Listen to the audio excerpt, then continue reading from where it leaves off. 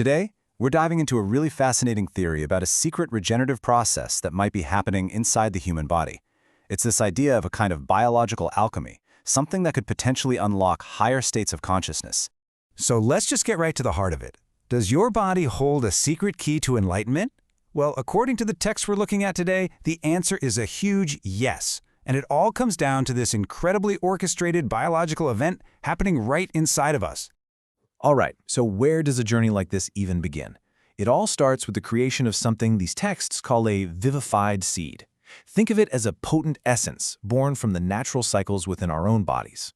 And what's so wild about this whole theory is that it isn't just some abstract, mystical idea. It actually grounds itself in our anatomy. The entire pathway for this process is said to be our autonomic nervous system, the network that controls all our involuntary functions. It's supposedly mapped directly onto our physiology.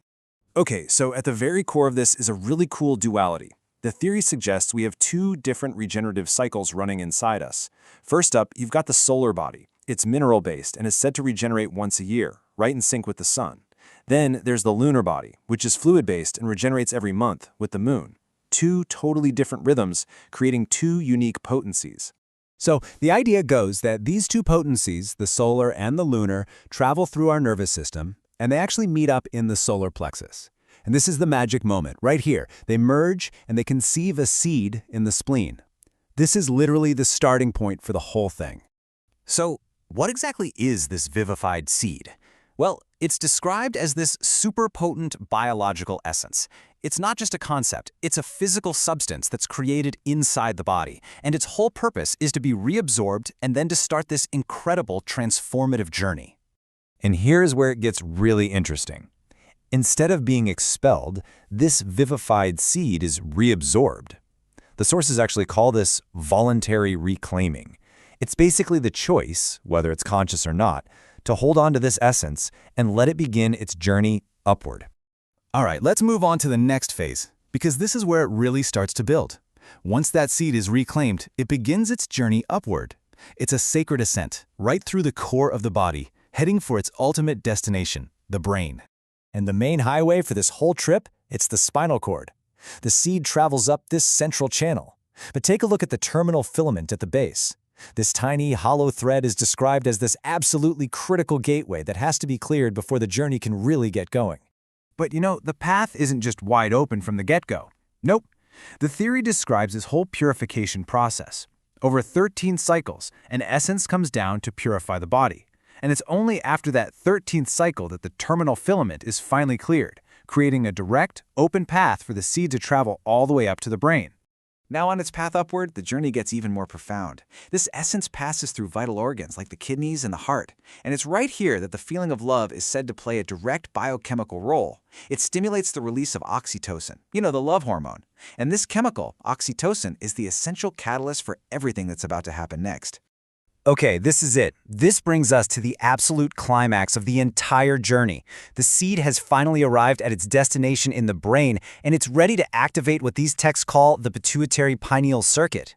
And here in the brain, we meet our two main characters, if you will. You have the pituitary gland called the moon, the feminine negative pole. And then you have its partner, the pineal gland called the pinnacle, the masculine positive pole. And the whole goal is to connect these two. And listen to how one of the texts we're looking at describes this exact moment.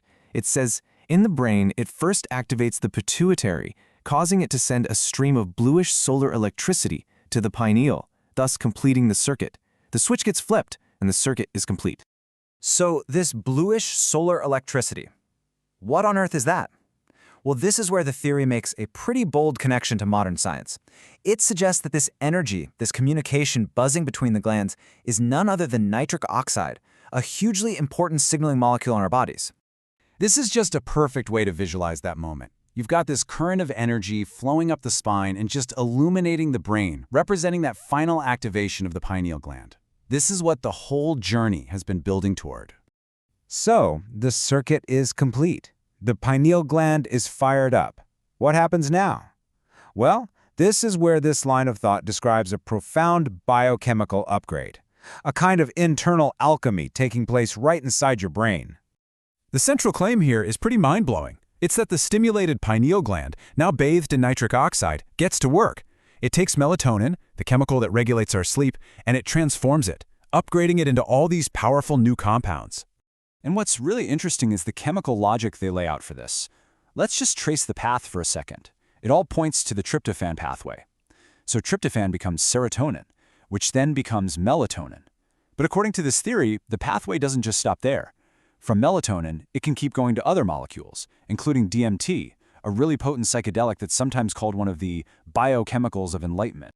And the claims made about this substance are, well, they're extraordinary. This quote suggests that this internally produced DMT is the very thing that let prophets have divine experiences and even perceive other realities. And all of this leads us to the final part of our story, the ultimate outcome of this great regeneration. What are the incredible benefits of unlocking this internal biochemical potential? So what's the payoff for all this? The sources call it the Great Regeneration. The results are supposed to include things like flashes of light, ultimate mental clarity, the realization of your limitless potential, and just a profound enhancement of your consciousness, your thinking, and your health. And that just leaves us with this one final, really provocative thought to chew on. After exploring this incredible theory, you kind of have to ask, could it be that the highest states of consciousness aren't something we have to seek outside of ourselves, but maybe it's a latent biological process, a hidden potential within our own bodies just waiting for the right key to be turned?